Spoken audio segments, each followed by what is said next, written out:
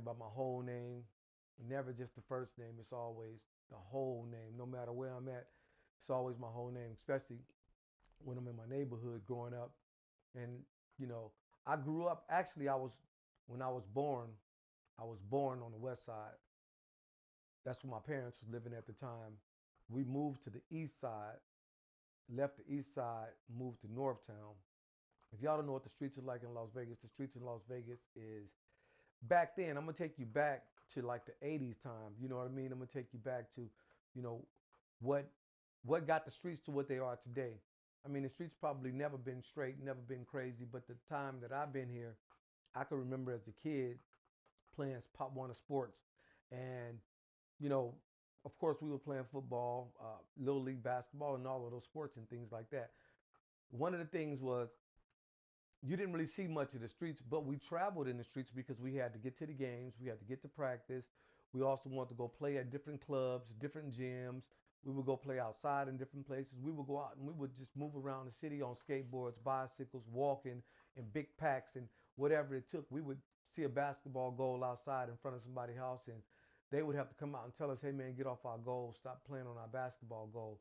Because we was really out there really finding a gym or a place. We would go find logos and we would play at logos. I remember we would go up to Fay Heron because Fay Heron had logos. And actually, growing up where I grew up at, that area wasn't really that far from where we lived at the time, but we had been living in that area. And I had went to the elementary school in kindergarten and first grade. I went to that school, Fay Heron, and then we moved away and we moved to Diana Street. Then we moved to where we live. My parents live now, and then one of the things about it is being on the west side at my grandmother's house. You know, you would see different kind of people. You would see different kinds of hustles. In Northtown, you would see different kinds of hustles, different kinds of things. But when we were really young, we didn't really see the the thug and the street aggressiveness. We didn't see any of that. What brought all that about? And people could quote me and can say what they want to say, but I know I can't actually remember when the year it was, but let's see. What year did Scarface come out? The movie. So the movie came out in 1983. So by 1983, crack had hit the streets, and there were a lot of people out there in other states that was moving crack.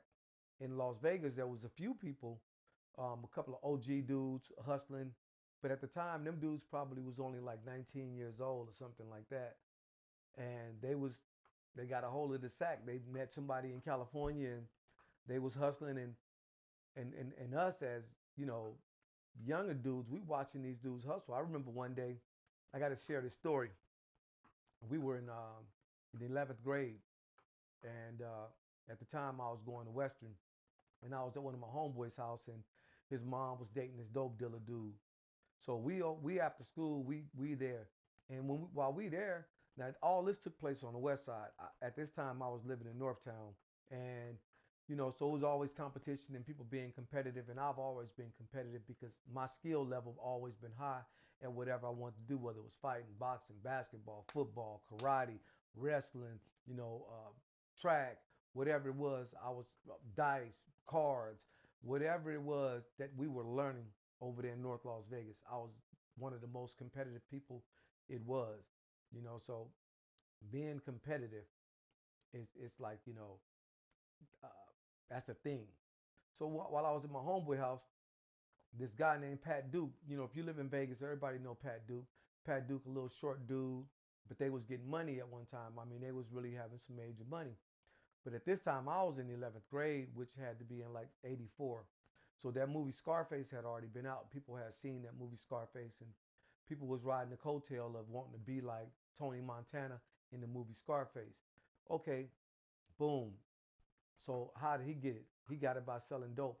He was a dishwasher. He got out of the little center that they had him locked in, and he becomes a dishwasher. That wasn't moving fast enough for him. That wasn't making no money. So what did he do? He started selling major weight, and he pushed it to the limit.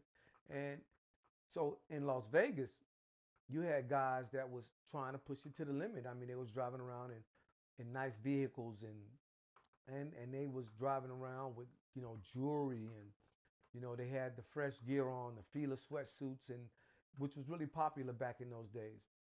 So we're just trying to figure out how we got here and what taught the hustlers to be the hustlers that they are today. This is, growing up in North Las Vegas, growing up on the West Side. So I got a chance to see a lot of that stuff. I could tell y'all some stories and some things that, you know, you wouldn't be able to believe it, but if you was there, the person that was there, which probably in a couple of the incidents, there was only a few people there, and they would say, yeah, well, I knew about that too. I seen that. So this dude named Pat Duke, right? Pat Duke was out of Wrigley States, and Pat had a brother. His brother was balling. Their family members was out there, and there was some other folks in the town balling too, in other neighborhoods. Uh, in my neighborhood, we were still kind of like in the activity of sports and trying to make it to the NFL or the NBA. We trying to make it to the pros, but at the same time, we was distracted.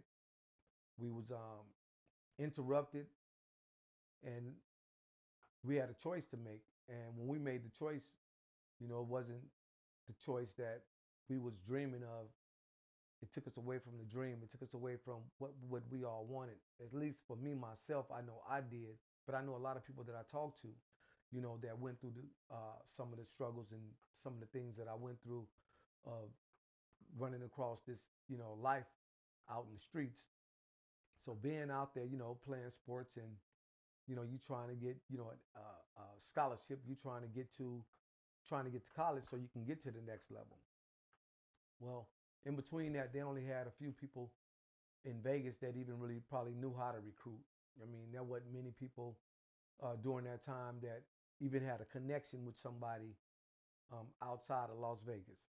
A lot of Las Vegas people, a lot of Las Vegas people, especially the ones on the west side, they won't go past Washington. If y'all know Las Vegas, Washington is like almost being in Tallulah, as a little small little place. They like to stay boxed in, and people will tell you and think it's cool to say something like that, share it with some young dude. But so this dude Pat, he braced up on me. He was older than me, but he was small. He wasn't no big old dude. So he looked at me and he was like, "Yeah, man, I see you on your push-ups. I see you on your push-ups." Then he started telling me about he had a little cousin that would ball me out. So I said, "Who was your cousin?" And he was like, "Jeff Penance." I was like, "Oh man, I done already dogged that dude." Jeff was tough. Jeff could play.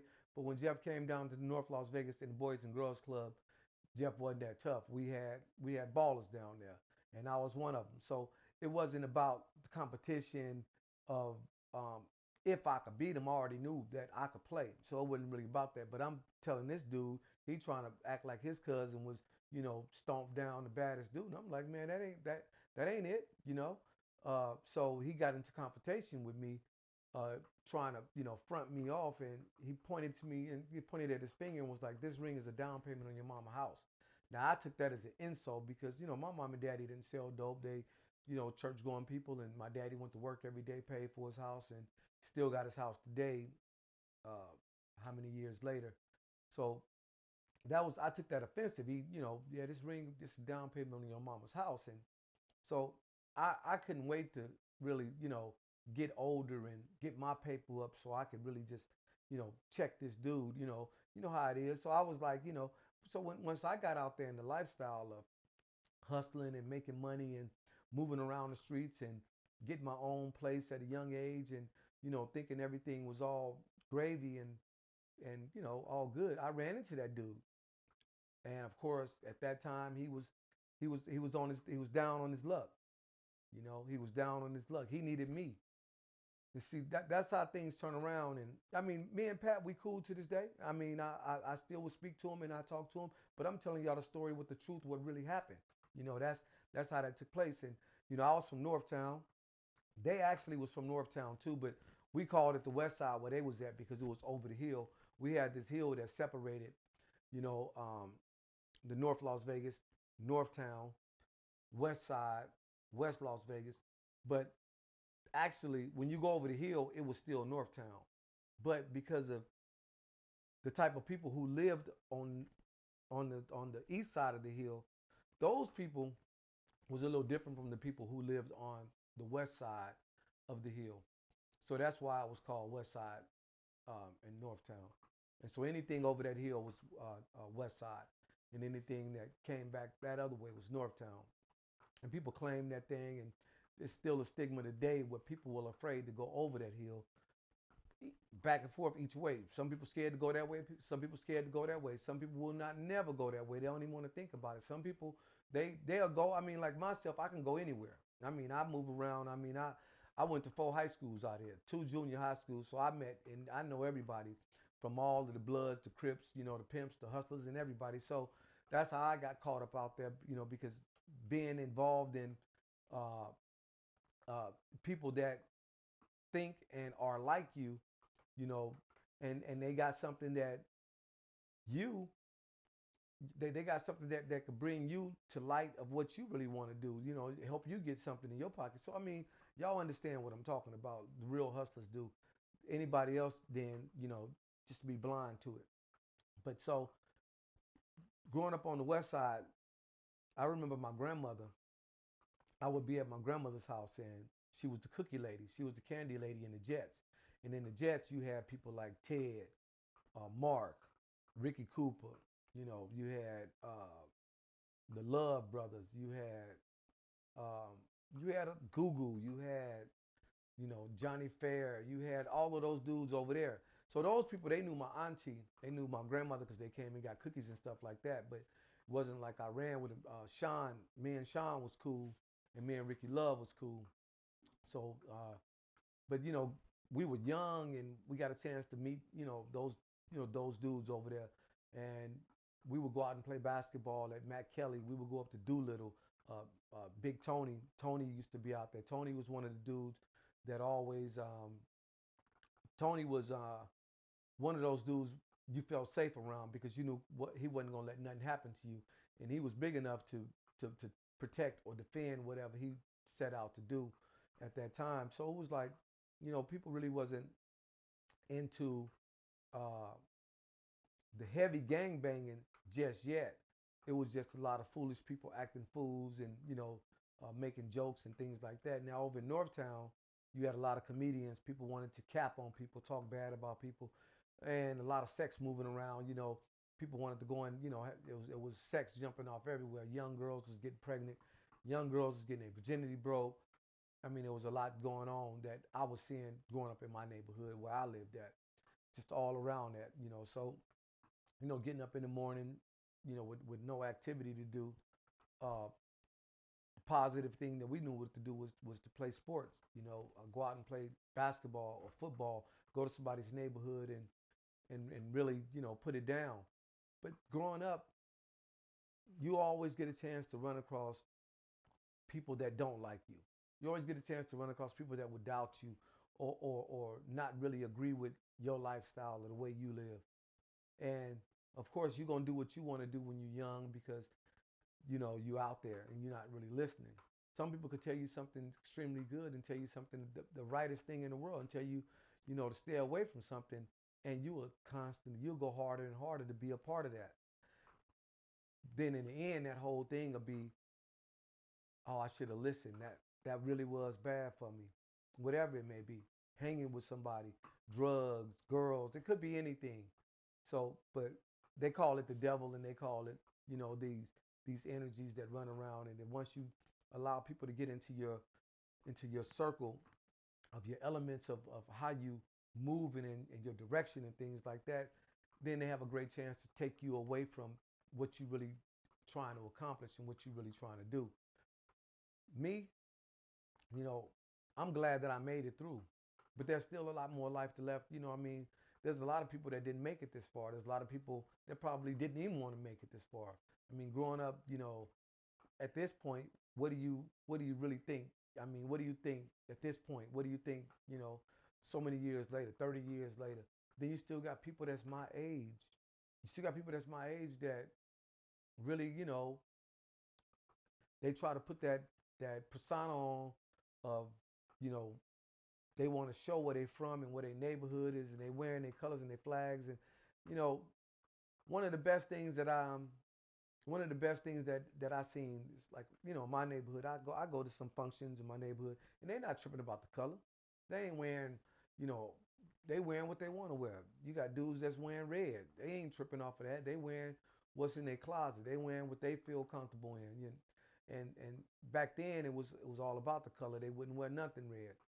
But so you see like the growth in people growing up. Some people will never grow up. Some people will take it to their grave or take it to the sale of just wanting to stay locked in.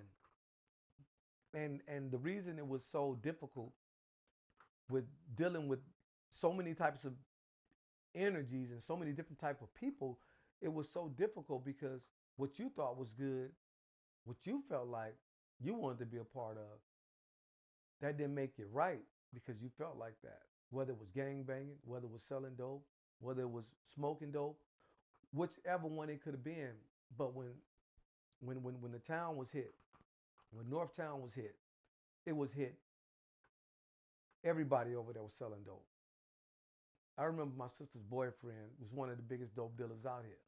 You know, of course he probably had several other girlfriends because he was banging like that. He was hot. He had money. You know what I'm saying? And of course they busted him and he did 17 years, and he got out. And it was almost like you know people was glad to see him and happy to see him. And I mean, his status rings so large and so big that when he got out, there was things available for him.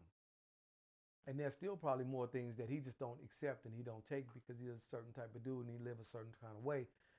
There's another dude did 39 years. Uh, they said that the rumor is that the murder that he committed or the murder that was committed, that he didn't even do it. He did 39 years for a person. So a person did 39 years and did that time because he wasn't about telling, he wasn't about snitching because he was part of that life. Las Vegas had so many people to come up out of this joint, so many people to leave this place. I mean, you can match Las Vegas up with anybody. This the gambling state. This is the city where everybody wanted to hustle. And I mean, dice, playing tunk, uh, lag. And I mean, we've been doing that since like the third grade. So it was always like hustling, playing for money. The gambling part about it, that casino that's out there on the strip, the one that's downtown, going in there. I mean, of course you see that money and you want to try to go win that money. Of course you want to go win that money, but is that money really available? I mean, do you have enough money to win all their money? That's the question. Do you have enough money? And a lot of times when you come out with a lot of money, they're going to give you a free room. They're going to feed you for free. They're going to do so much for you because they're trying to hold you in. They want to keep you in. These are the things that I experienced as a young dude. I wasn't even 16 yet. And I was experiencing these kind of activities and these kind of these kind of positions in life. I'm seeing all of this stuff. I remember the horseshoe as a young man. We were only like 16 years old, 15, and the security at the horseshoe used to beat the shit out of people. I mean, North Las Vegas police officers, Northtown police officers.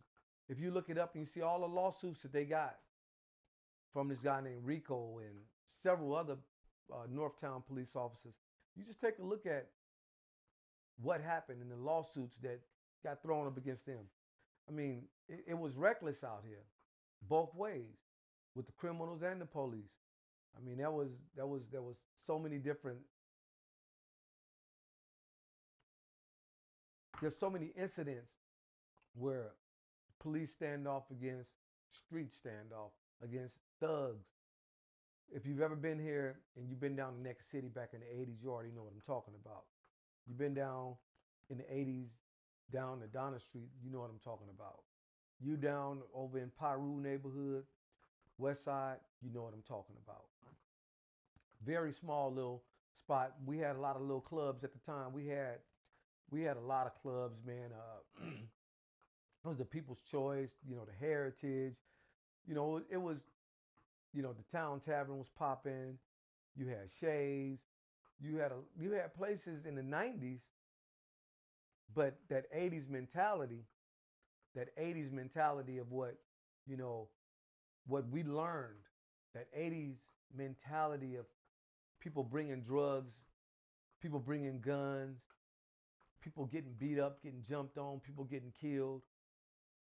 All that era created animosity between the youth that are in today, those young folks that are out there doing what they thought they seen was nice, that they seen people doing. Those are the young people that was 6, 7, 8 years old, that was watching, that was in them apartments, that was seeing their father, their uncle, their mama's boyfriend with this big pistol, these big old, you know, automatic weapons, flags, the rags, you know, they represent with the Pendletons and, you know, the fast cars, the jewelry. Those kids were seeing that. And of course, you got to know that them kids have idols. And once you see an idol that you like, I remember when we were kids, one of my idols was Superfly. And who was Superfly? What did he do? Another one of my idols, you know, was Trouble Man, you know. So you think about the idols that these kids had, let alone watching all of the movies that I just named, Richard Pryor and Car Wash, Which Way Is Up, Uptown Saturday Night, Bill 48.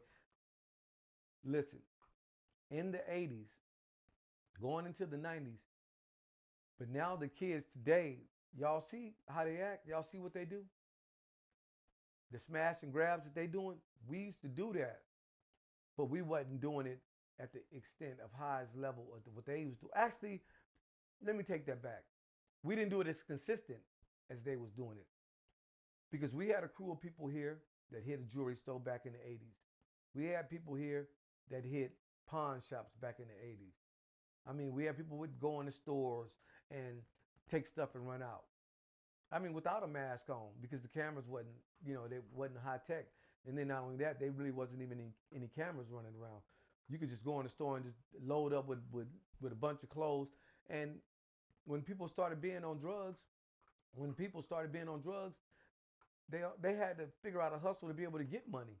Everybody couldn't go and beg for money. Everybody couldn't go and sell their body to get some money. Everybody couldn't do that. So a lot of people knew how to go steal. And of course, not the city, but the city officials not being able to recognize what can possibly help and benefit a ward, an area that, you know, like we grew up in. You gotta come up with solutions. You gotta have the solution to stopping anything that's interrupting or causing corruption to the youth. Now the problem is so far spread out and so far gone, we getting a chance to see at first hand real criminal activity in high places. We get a chance to really see real criminal activity in high places. And just to kind of, you know, I want to show y'all a little something. I mean, while we sitting there, just listen to what I'm going to show y'all, okay? I'm going to pull this up for y'all. Mr. President, do you support the Justice Department seeking a new interview with Ghislaine Maxwell? Did you urge the Attorney General to seek one? I don't know anything about it. They're going to what? Meet her? Your Deputy Attorney General has reached out to Ghislaine Maxwell's attorney asking for a new interview. Yeah, I don't know about it, but I think it's something that sounds appropriate to do, yeah. Do you have any concern that your Deputy Attorney General, as your former attorney, would be conducting the interview, given... No, I have no concern.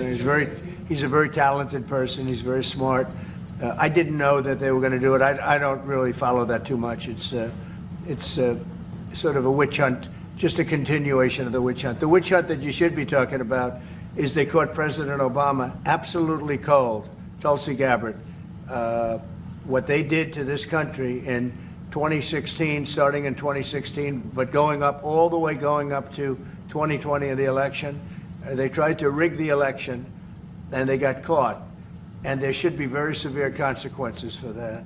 You know, when we caught Hillary Clinton, I said, you know what? Let's not go too far here. It's the ex-wife of a president, and I thought it was sort of terrible. And I let her off the hook, and I'm very happy I did.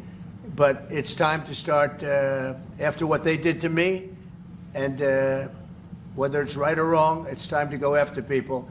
Obama's been caught directly. So people say, oh, you know, a group. It's not a group. It's Obama. His orders are on the paper. The paper.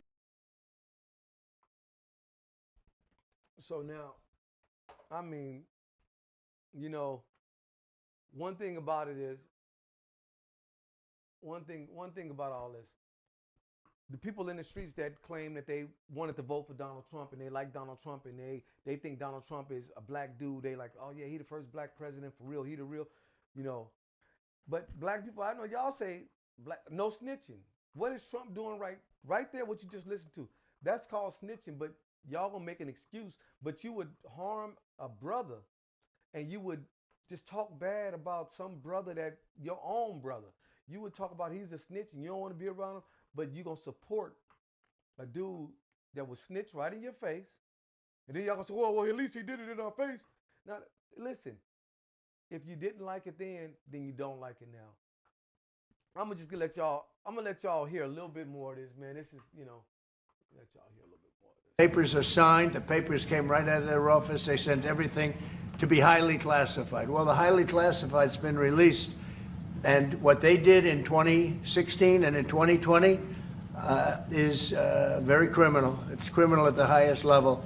So that's really the things you should be talking about. I know nothing about the other, but I think it's appropriate that they do go.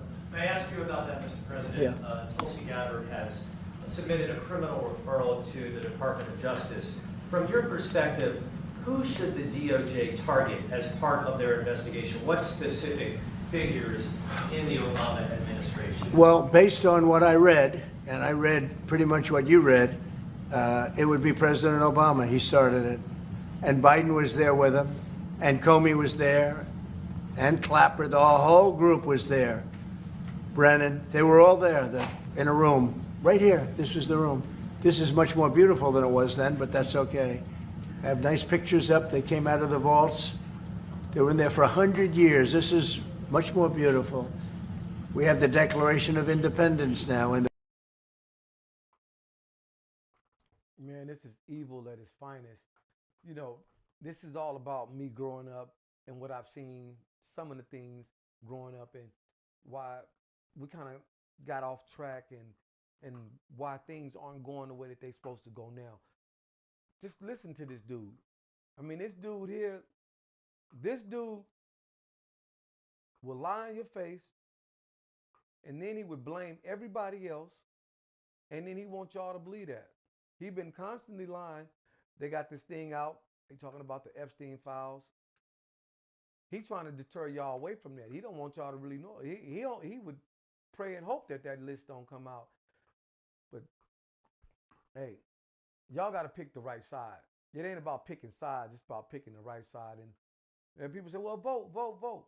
Did the votes even really count, or did they matter? Because was there cheating going on or not? Was there some way that they made those ballots grow like that so that everything is show up red? Is that what happened? I mean, because in Las Vegas, I know there's a lot of places here, but we won. I mean, in so many places, the blue part had won so many different areas. How did he win Nevada like that if all of the Democrats won inside the state? That don't make sense. So somewhere we all know something was rigged. But he always talking about it. The one that's accusing somebody is always the one that's doing it. That's what people say. And that's what's been happening. So we're going to get back to growing up in Las Vegas, the neighborhoods, not the strip, not downtown. We're talking about the neighborhoods. So growing up, there was very few neighborhoods out here.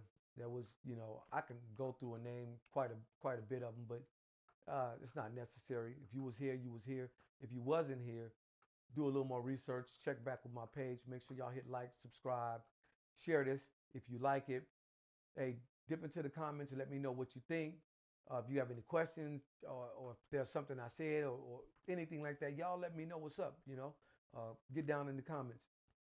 But Las Vegas, people mistake Las Vegas as some friendly, soft little place, but y'all don't know Las Vegas is a very vicious place. People been hungry out here for a long time. And for quite some time, we didn't have an NFL team. We didn't have a WNBA team. We didn't have a baseball team. We didn't have a hockey team. We didn't have a pro team at all. All we had was UNLV. Growing up, we had UNLV. That was it. So if you wanted to root for Dallas or Minnesota or Frisco or whoever you want, you had a choice. But we didn't have a professional team because the development of Las Vegas, the development of Nevada hadn't became that strength yet. And that's why, we grew right along with this town. And of course, it wasn't to benefit us. It wasn't to uplift us. It was to keep us working, to keep them built up. You got to think about it. Are we helping ourselves or are we helping them? When I used to work in the casinos, I used to be like, this was my mentality. I used to be a busboy. I used to be a runner. I used to be a kitchen dude. And I did a little bit of working at the pool. But when I worked in those casinos, I was like, this one particular person who was the owner, Jack Binion, Benny Binion, father and son, I would say,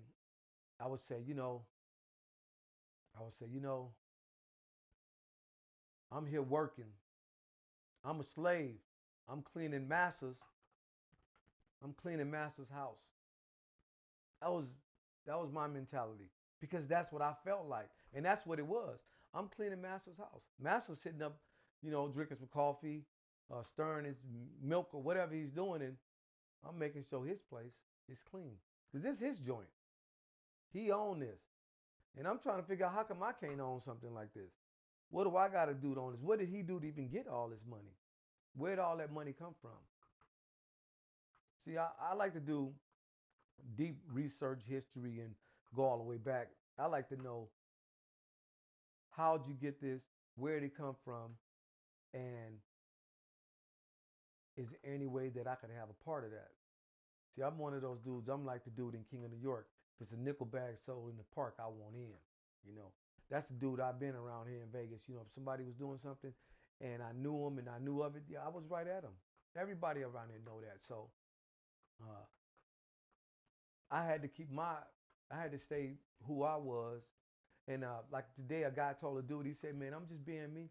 You know what he told him? He said, man, you ain't got no choice. So you have no choice but to be yourself. You got people that got strung out on drugs behind this devastating 80s mob takeover, you know what I mean? That waterfall that fell down. It was strong, man. I mean, you got to take a look at Italians and the Jewish people and the white people. How many black people own a casino here in Nevada? Look it up. If you don't know, take the time and look it up. How many black people tried to own a casino here in Las Vegas? And how many black people was denied? How many times they was denied? Why are we being shut out of the wealth? Why are we being shut out to where we can't get paid? Why what goes for you don't apply for us? And people try to make this make sense. And it just doesn't make sense. I know some people say, well, you should just get a job and go to work every day. I mean, I've done that. I've known several people done that. I done opened up several businesses, ran businesses and on the strip, off the strip. And when I had my business on the strip, I had seen more racism than I've ever seen in my life. I'm the black dude that played on a football team with all white boys. So they had to be real careful of how they talked and what they said around this black dude. I wasn't there for no trouble. I was just there to play sports. But when I started having my cafe downtown, I mean not downtown, but on the strip, everybody that had businesses around me, you could see who they were. They let me know who they was. They let me know. And, you know, I did a good 4 years out there. It wasn't long, a very short time, but it was a lot of stress. I was in my 40s and, you know, guys, you know, I don't know about women, but guys, you know, when you're really stressed out and you get that hole in the side of your beard and it looked like, you know, it's a birthmark or something. Man, I was getting stuff like that. You know what I mean? I was just like in so much stress, you know, just dealing with my own people, dealing with people that I thought I could trust that was around me that was stealing from me, dealing people with, you know, thinking that they, you know, helping me, but they really taking advantage of the whole situation. People that left me out in the cold and family members and, you know, being disrespectful. It was so much that I had to fight against trying to hold on to this cafe. I believe if I had held on to it and that activity had kept continued to take place, I probably would have had a heart attack at a young age, probably would have had a stroke, and probably wouldn't be, you know, healthy at this time right now. And also, make sure y'all pick up that book, Behind the Lights of Las Vegas. It's on Amazon Kindle. Uh, you know, Kindle is an app you can just download and download the book. The book is less than $6. Give me a review. Let me know what you think of it. And anybody who get the book before the end of July, screenshot me, send it to me, and I will send you a free T-shirt. Just tell me the size you wear, and I'll send it to you. Free T-shirt, Las Vegas T-shirt, vague T-shirt, maybe a sports jersey of your favorite team. So I covered a little bit that I wanted to cover. I definitely didn't want to cover I didn't cover everything I wanted to cover. But make sure y'all, you know, y'all think y'all know it all. Y'all think y'all know, you know, a lot of people in town. Y'all think y'all can tell them how to live their life and what to do, but you never know the scars and the things that they've been through of what is not allowing them to be in position that they need to be in. So don't force people to do things. Don't don't just run up their tail. Don't put the steering wheel in their back and just drive them. You know, give them an opportunity to do some things. Give them an opportunity to uh, get their head clear. And if you're a person that, you know, you're in position to help them get their head clear, give them an opportunity and a space to be able to do it, because peace in the mind is one of the most strongest things that you could have. And having that peace can take you to another level. Having that peace could help you create the next multi-million-dollar business. So be careful who you talk to and who you down and who you make fun of. We was always taught as kids, don't make fun of handicapped people and don't disrespect people. And unless they disrespect you. So that's going to wrap my show up for the day. I hope y'all enjoy my show. Click like, subscribe, hit share. And also remember this, always keep a piece of Vegas with you. That's the slogan for the Vague. You know, you could always go to thevagueringtone.club. You can order your gear. Peace to everybody in Las Vegas that grew up with me. Peace to everybody that grew up on the west side that I know. Peace to the Northtown, the whole family, everybody that's down there. Make sure y'all click subscribe, hit like and share. And I definitely get with y'all on another podcast, another episode. I was glad to be here with y'all and give y'all a little information. Peace.